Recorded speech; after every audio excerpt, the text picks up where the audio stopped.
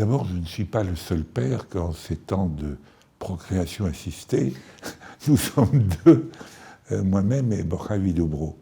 Et qu'est-ce que m'évoquent ces 30 ans? Au fond, le souvenir du travail accompli, c'était un travail assez titanesque. Très franchement, c'était quand même le plus grand bâtiment de bureau d'Europe à l'époque. C'était dans des conditions politiques difficiles, où ce chantier a été arrêté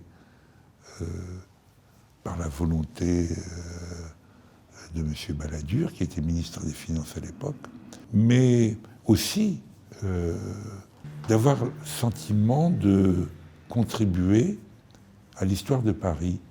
Quand vous passez aujourd'hui avec le métro aérien devant ce bâtiment, qui lui donne 30 ans, 40 ans, 50 ans sa grande qualité, ce qui nous a été reproché au départ, c'est qu'il est un peu intemporel, si vous voulez.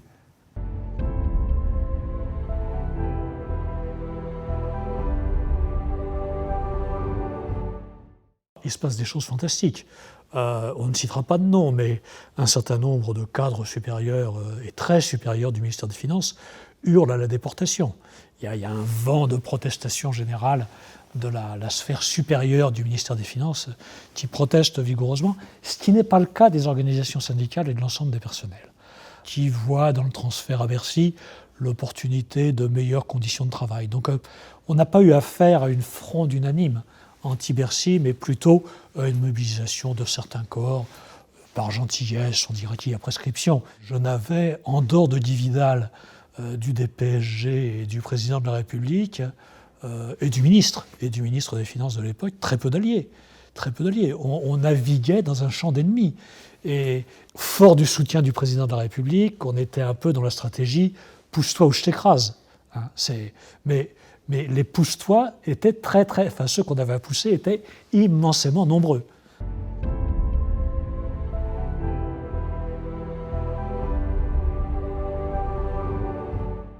On a eu un peu plus de 130 candidats dont il a fallu analyser les épreuves, les esquisses, dans des délais records au Palais de Tokyo.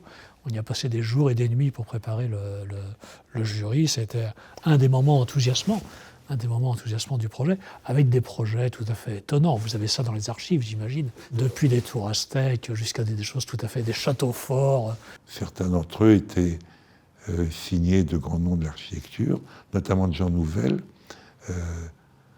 Au moment où le résultat était attendu, nous étions dans un voyage d'études au Japon avec Jean Nouvel, avec quelques autres. Et alors l'ambiance était assez tendue dans ce voyage, tout le monde... Déjà, les portables avaient fait quelques progrès, tout le monde était à l'écoute de Paris pour savoir ce qui allait arriver.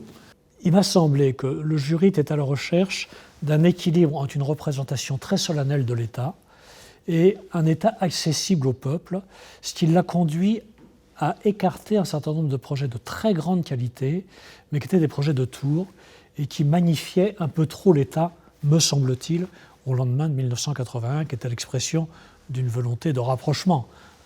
Tel que l'exprimaient les membres du jury. Ce n'est pas Christian Claret qui parle, je rapporte des propos entendus. Nous sommes allés chacun de notre côté sur le site et je dois avoir gardé quelque part ce crayonnage. Et on a fait tous les deux quelque chose perpendiculaire à la Seine et axé sur le Palais des Sports. Je dis, puisque tous les deux, sans se concerter, on pense que c'est la bonne solution, c'est ce qu'on va faire. Bon, bref, on a aggloméré des tas de choses et fait ce projet où il y a à la fois le souvenir du Louvre, c'est les bâtiments avec les cours qui sont à l'arrière, ça rappelle peut-être un peu les cours du Louvre.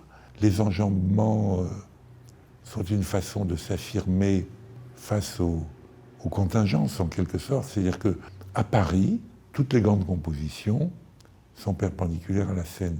Le Trocadéro, la Tour Eiffel, l'école militaire, la place de la Concorde, le Jardin des Plantes.